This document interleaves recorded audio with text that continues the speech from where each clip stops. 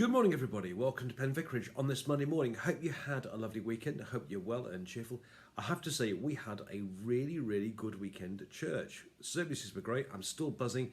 Whatever you did, I hope you're well today and hope you're looking forward to a good day today. As you know, with these Bible talks, we start at the beginning of a book of the Bible and we work our way gradually through to the end. And it's good because it means you look at the hard bits as well as the easy bits and the difficult bits as well as the nice bits and so on. And we are working our way through the first letter of Peter at the moment, and we're in chapter 4. And it's certainly got its trip hazards en route. And today, my friends, we look at the vexed subject of sin. So about this morning, it's all about sin. Chapter 4, verses 1 to 6. So brace yourselves, here goes. Since therefore Christ suffered in the flesh, arm yourselves also with the same intention. For whoever has suffered in the flesh has finished with sin, so as to live for the rest of your earthly life, no longer by human desires, but by the will of God. You've already spent enough time in doing what the Gentiles like to do, living in licentiousness, passions, drunkenness, revels, carousing, and lawless idolatry. They are surprised that you no longer join them in the same excesses of dissipation, so they blaspheme. But they will have to give an accounting to him who stands ready to judge the living and the dead. For this reason the gospel was proclaimed even to the dead, so that, though they've been judged in the flesh, as everyone is judged, they might live in the spirit, as God does. And this is the word of the Lord. Thanks be to God. Yeah. They say, don't they, about suffering. They say, don't they, or how did it say, I'm sure you've heard it said, that a bit of suffering is good for your soul. I suppose the question I want to ask today is it actually? Because I have to say, it does rather sound like rather sort of austere, pietistic, Puritan nonsense to me, that does. But there we go. Is suffering good for your soul? Well, I think the answer to the question is a good Church of England one. Yes and no. It can be, but it cannot be. I think it is true to say that actually, if through having a hard time, it means someone pushes into God and relies more on God. If it means that through their difficult time, they felt God close to them, helping them, carrying them and so on, then that is true. If somebody experiences God close to them and they get their life recentered back in God again, then I think it can be true to say that suffering is good for the soul. But on the other hand, it can also go the other way.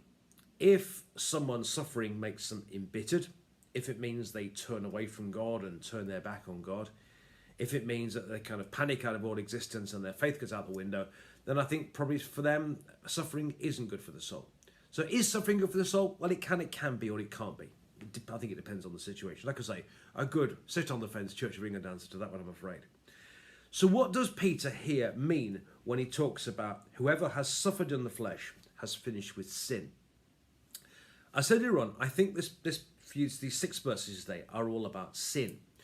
And I think what Peter means here is that the fight against sin is a fight. And it requires us to be armed, so to speak. It requires us to have proper intention. It requires us to really concentrate on it and do it. You know, the fight against sin is not for easily. It's something that we all have to do.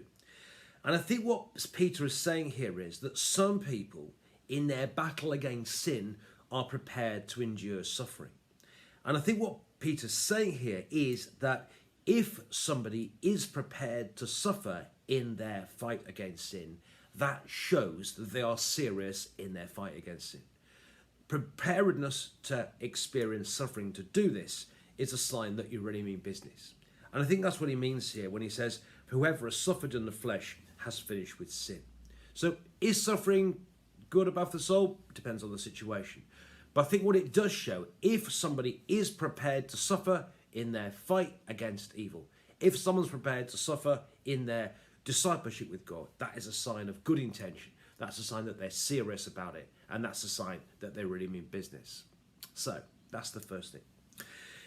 Then he goes on to list a whole load of things. And I could spend the next 5 minutes talking about licentiousness, passions, drunkenness, revels, carousing, and lawless idolatry. I can have a bit of fun there talking about what those might mean. But I don't really think that's what we need to do this morning. Besides, it's a bit early on a Monday morning for that kind of thing. Again, I think Peter here is talking about sin. And I think what he's saying is, it's a bit like a little boy or a little girl goes to the teacher and says, you know, when they've done something naughty, And the teacher says, why did you do it? And they said, well, my friends were all doing it, so I thought I'd do it as well. And I think what Peter's saying here is, quite simply, just because everybody else is doing something doesn't mean you have to do it too.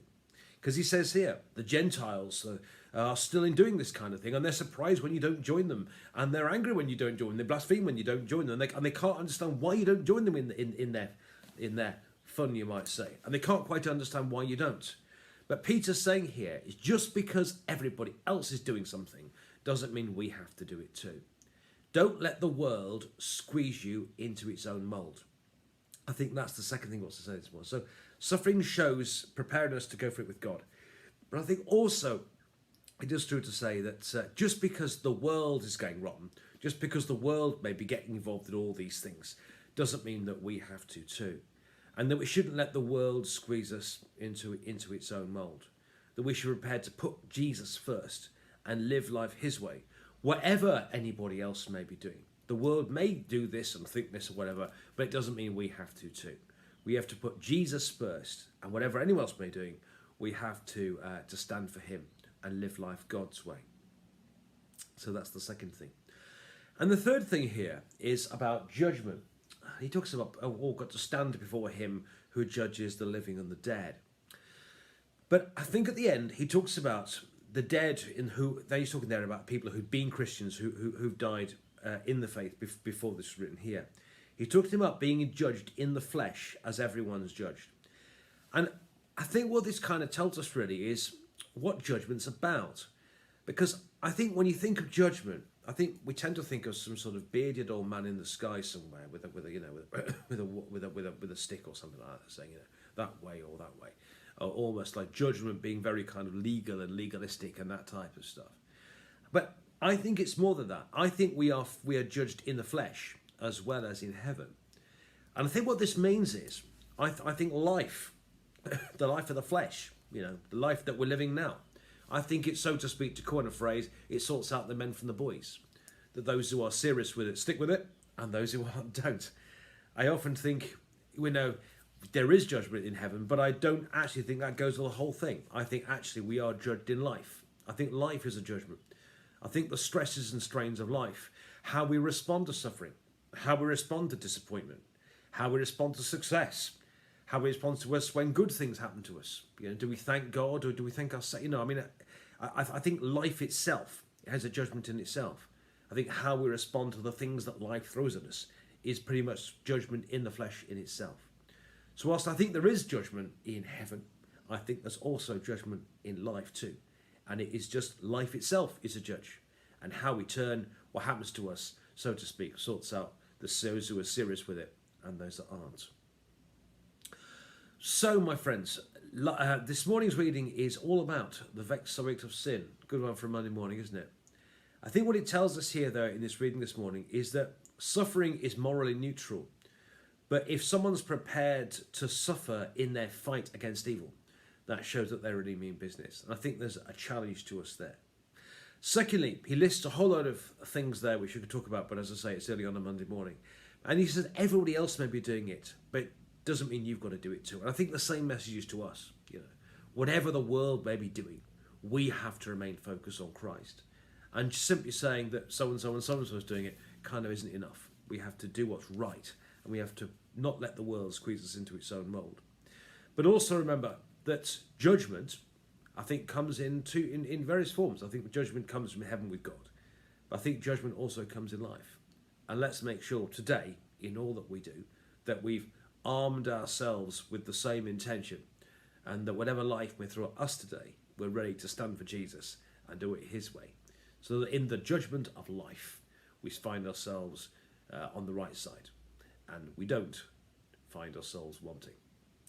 Hope that makes sense. God bless you.